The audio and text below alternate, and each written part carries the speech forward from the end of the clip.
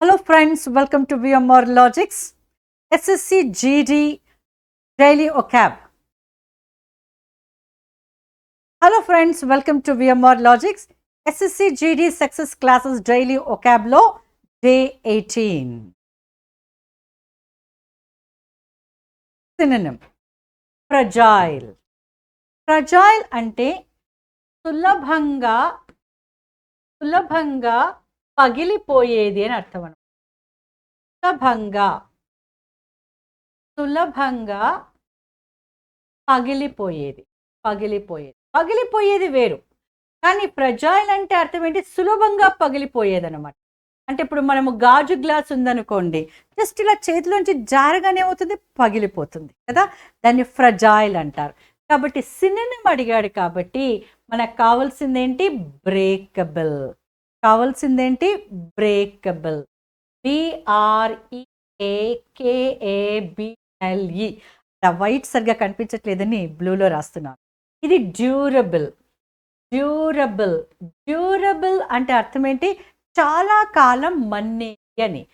చాలా కాలం మన్నేది. Okay.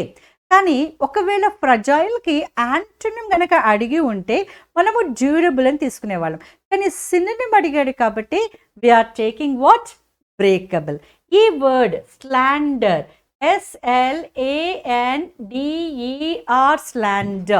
Slander అంటే ఒకరి గూర్చి తప్పుగా మాట్లాడటం, రాసినటువంటిది కాదు, మాట్లాడినటువంటి స్పోకెన్ ఫామ్ అనమాట. కాబట్టి ఒకరి గూర్చి తప్పుగా ఇచ్చినటువంటి ఒక స్టేట్మెంట్, ఒక వాక్యం, మాట్లాడినటువంటి ఒక వాక్యం, రాసిచ్చింది కాదు, మాట్లాడినటువంటిది.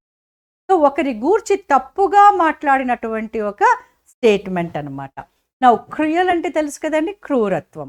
కాబట్టి మన answer for fragile is what? Breakable.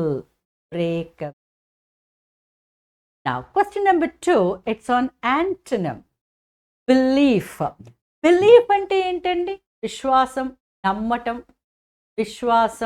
నమ్మటం. ఇప్పుడు దీనికి మనకు యాంటోనిమ్ కావాలి. అంటే అవిశ్వాసము, నమ్మకపోవటము, ఇది కదా మనకు కావాలి. ఇక్కడ ఇచ్చినవి ఏమి ఇచ్చాడో చూడండి. Honest, crime, doubt, breath. ఇక్కడ రాస్తున్నానండి, ఇక్కడ సరిగ్గా కనిపించదు. ఆనెస్ట్ అంటే అర్థం ఏంటి? నిజాయితీ. ఇంగ్లీష్లో ఏమంటాము? ట్రూత్ఫుల్. కాబట్టి ఇక్కడ బిలీఫ్కి ఆనెస్ట్ అనేది యాంటోనిమ్ కాదు. సెకండ్ వర్డ్ ఏమిచ్చాడు? Crime. You know the meaning of the word crime అంటే అర్థం ఏంటి? నేరము. నౌ నెక్స్ట్ ఏంటి? C is what?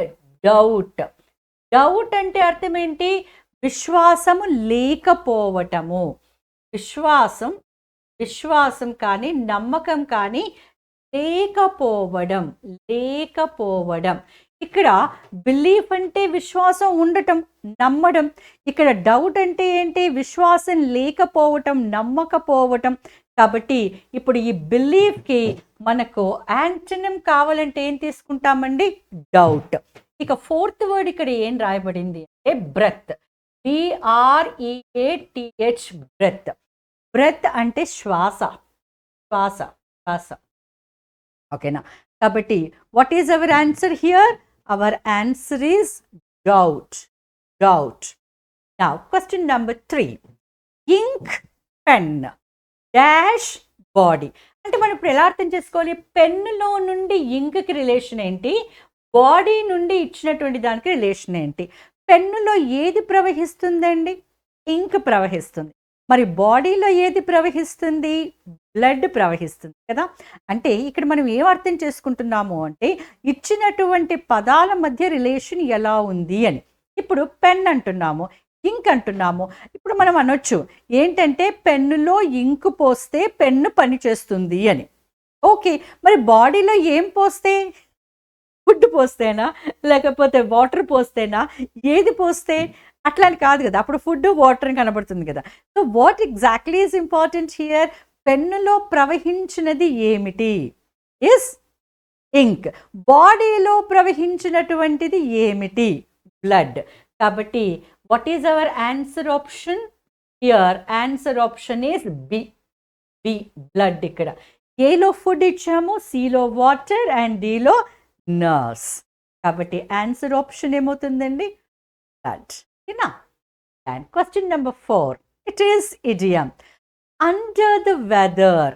Under the weather అంటే సిక్ అండి, అనారోగ్యం. అండర్ ద వెదర్ అంటే అనారోగ్యం. Okay, she is under the weather అంటే ఆమె అనారోగ్యంగా ఉన్నది, ఆమె అనారోగ్యంగా ఉన్నది అని అర్థమవుతుంది. కాబట్టి answer option is sick. Bold అంటే ధైర్యం, ఆనెస్ట్ అంటే నిజాయితీ, షై అంటే సిగ్గుపడటం, బిడియం. But anyhow under the వెదర్కి కావాల్సిన వర్డ్ ఏంటి? Sick. Now the last question, a place of storage of arms and ammunition. Arms అంటే ఆయుధాలు. ఇక్కడ ARMS ఆర్మ్స్ అంటే ఆయుధాలు. అమ్యునేషన్ మందుగుండు సామాగ్రి. మందుగుండు సామాగ్రి. ఇప్పుడు గ్రెనైట్స్ అవన్నీ అంటాం కదండి, అలాంటి బాంబులు, గ్రెనైట్స్ అవన్నీ అనమాట. కాబట్టి place of storage of arms and ammunition అంటే ఏ ప్రదేశంలో మనము ఆయుధాలని, మందుగుండు సామాగ్రిని భద్రపరుస్తాము ఆ ప్రదేశాన్ని ఏమంటాము అంటే ఆర్సనరీ అంటాం. ఏమంటామండి? Arsenary or arsenal. Arsenal, arsenal, arsenal. Okay, కాబట్టి ఇక్కడ మనకి గోడౌన్ అనేది మనకు కనబడుతుంది. గోడౌన్ అనేది ఏదాన్నైనా కూడా మనం దాచిపెట్టవచ్చు. ఓకే, బియ్యం దాచొచ్చు, వడ్లు దాచొచ్చు, ఏదైనా సరే అక్కడ స్టోర్ చేయొచ్చు. So godown is the common word. కానీ ఇక్కడ మనకు పర్టికులర్గా అడుగుతున్నాడు కదా, ఆర్మ్స్ అండ్ అమ్యునేషన్ అని. ఎప్పుడైతే పర్టికులర్గా అడుగుతాడో దాని గురించి కదా మనం మా కరెక్ట్ వర్డ్ ఇవ్వాలి. కాబట్టి గోడౌన్ మనము తీసుకోలేము. ఓకే, ఆర్మీ అంటే అర్థము సైన్యం, సోల్జర్స్ అంటే the one who fight wars. కానీ అది స్టోరేజ్ ఆఫ్ ఆర్మ్స్ అని కాదు కదా.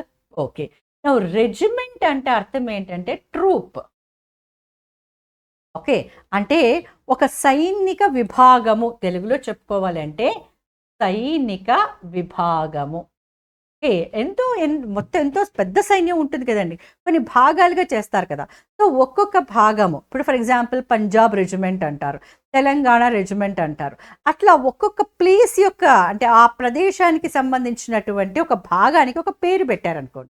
So that is called regiment. So it's a troop, nothing but it's a troop. అర్థమైంది కదా. So here we complete today's vocab. మళ్ళీ మనం నెక్స్ట్ క్లాస్లో కలుద్దాం. Until then take care and be always successful. Bye-bye.